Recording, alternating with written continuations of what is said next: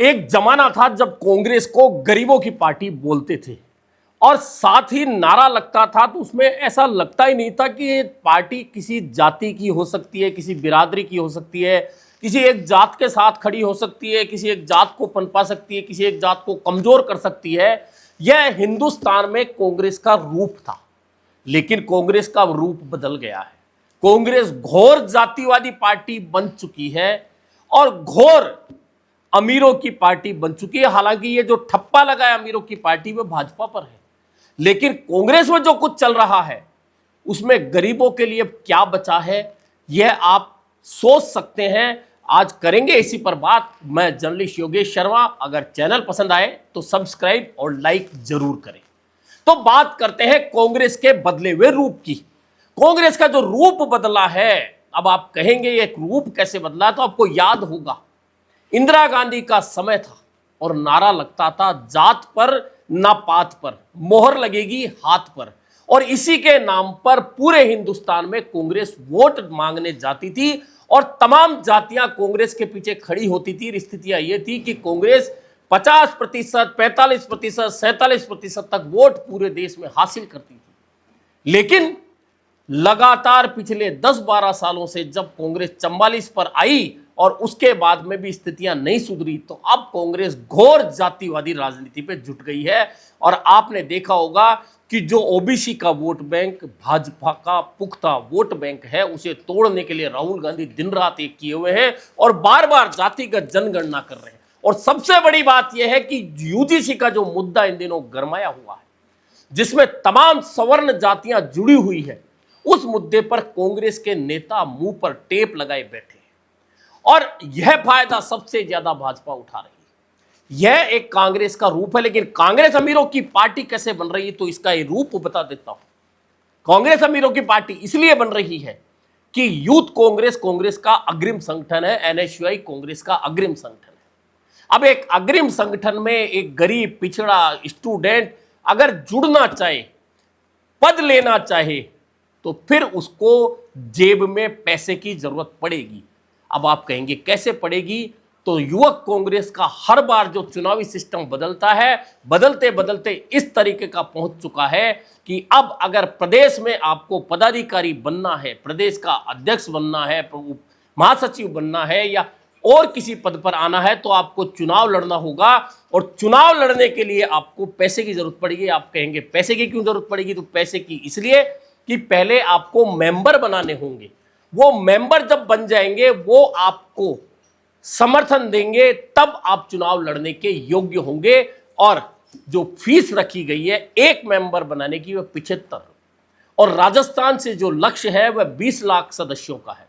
अब 20 लाख सदस्यों का मतलब है कि एक व्यक्ति जिसे प्रदेश का चुनाव लड़ना है, कम से कम उसे 125 से 150 समर्थकों की आवश्यकता है। तो शुरुआत तो वहां से वह प्रतिनिधि बना के लाए जो उनका समर्थन करे। उसके बाद में मेंबरशिप, जो 20 लाख का लक्ष्य रखा है, उस मेंबरशिप में ज्यादा मेंबरशिप कराए ताकि उसे वोट मिले। अब 20 लाख मेंबरशिप का पैसा जो इकट्ठा होगा यूथ कांग्रेस के पास, वह पैसा लगभग 30 करोड़ के आसपास इकट्ठा होगा। और जो चुनाव लड़ने का फिर खर्च होगा, वह कम से कम 6 से 10 करोड़ तक एक उम्मीदवार खर्च करेगा। यानी कि सीधे सीधे अगर आपकी जेब में 5 से 10 करोड़ रुपए है, तो आप प्रदेश का चुनाव लड़ने की सोच सकते हैं। और चुनाव इतना हाई टेक्नोलॉजी हो चुका है कि जो उम्मीदवार अध्यक्ष बनने के इच्छुक है, उन्होंने बाकायदा एजेंसियों को हायर कर लिया है। दिल्ली, मुंबई की बड़ी बड़ी वे एजेंसियां जो चुनावी कैंपेन संभालती है, उन एजेंसियों को हायर करके अपना काम दे दिया है। और उन एजेंसियों को हायर करने में भी 2-2, 3-3 करोड़ रुपए खर्चा कर दिया गया है। अब आप कहेंगे या नहीं कहेंगे कि कांग्रेस अपने पुराने रूप को छोड़कर सिर्फ पैसे वालों की पार्टी बन गई है। यानी कोई साधारण युवा अगर कांग्रेस में पदाधिकारी बनने की सोचे इन अग्रिम संगठनों के जरिए, तो उसके पास में कोई जगह नहीं है, उसके लिए कोई जगह नहीं है। और एक पैटर्न और देखिए कि किसी भी संगठन में चुनाव जीतने के लिए आप सिस्टम बना रहे, कोई बात नहीं है। उस सिस्टम में आपको वोट पड़ेंगे, जिसे ज्यादा वोट आएगा वह चुनाव जीत जाएगा।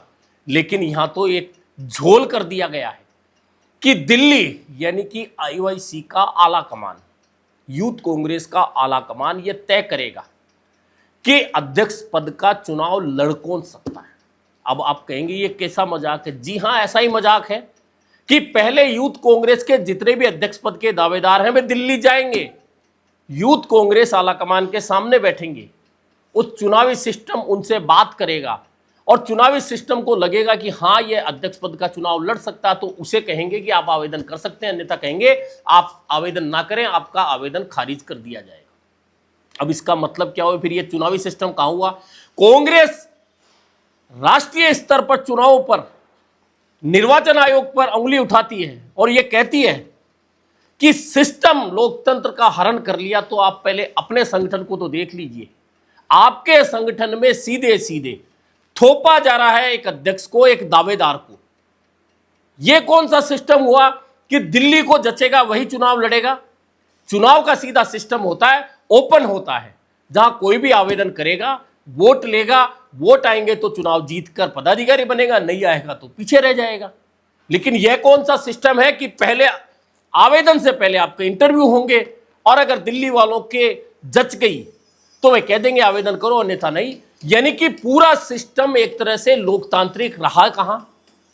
अब कांग्रेस लोकतंत्र की दुहाई दे अगर राष्ट्रीय परिप्रेक्ष्य में, तो फिर उसे कैसे ठीक माना जा सकता है? कुल मिलाकर राजस्थान युवा कांग्रेस का यह जो चुनाव होगा वह चुनाव सीधे सीधे 100 करोड़ का चुनाव होगा। मैं कह सकता हूं ये बात। अब मैं क्यों कह सकता हूं? क्योंकि अध्यक्ष पद के लिए 5 से 6 दावेदार चुनाव लड़ेंगे। उनमें से 4 दावेदार ऐसे होंगे जो पैसा भरपूर तरीके से खर्च कर सकेंगे। कहां से करेंगे, कहां से लाएंगे, यह सोचना उनकी बात है। कौन उनकी मदद करेगा यह देखना पार्टी का काम है। लेकिन एक उम्मीदवार अगर 5 से 10 करोड़ रुपया खर्च करेगा तो आप सोच सकते हैं कि यह चुनाव ना सिर्फ धनबल का होगा बल्कि इसके साथ बाहुबल का भी होगा। और कांग्रेस का जो रूप जो मैंने बताया था कि कभी कांग्रेस गरीब की पार्टी कहलाती थी, लेकिन अब यह पार्टी गरीब की पार्टी नहीं होकर जब नींव जहां डलती है अग्रिम संगठनों के जरिए कार्यकर्ता बनाने के, अगर वहां इतना पैसा खर्च करवाकर किसी को पदाधिकारी बना रही है, तो फिर गरीब आदमी क्यों कर कांग्रेस में रुकेगा, क्यों जुड़ेगा? जबकि भाजपा का सीधा सिस्टम है, राष्ट्रीय स्तर पर भारतीय जनता युवा मोर्चा का अध्यक्ष बनता है, प्रदेश स्तर पर जो प्रदेश भाजपा का अध्यक्ष होता है वह तय करता है कि कौन अग्रिम संगठन का अध्यक्ष बनेगा, कौन प्रकोष्ठ का बनेगा। जबकि कांग्रेस में तो सारा सिस्टम दिल्ली का है, दिल्ली जैसा चाहेगी। इसमें भी यूथ कांग्रेस में एक मजेदार बात है कि प्रदेशों के तो आप चुनाव कराएंगे, लेकिन राष्ट्रीय स्तर पर आप अध्यक्ष चाहेंगे, आपकी मनमर्जी का थोप देंगे। यानी कि कुल मिलाकर जो सारा सिस्टम है राहुल गांधी के हाथ के अंदर से जो चल रहा है। राहुल गांधी ने हाल ही एनएसयूआई के इंटरव्यू लिए थे और फिर एक अध्यक्ष थोप दिया था, जबकि प्रदेशों में बाकायदा चुनाव करा के अध्यक्ष बना दिए जाते हैं। तो फिर राष्ट्रीय स्तर पर चुनाव क्यों नहीं कराया जाता?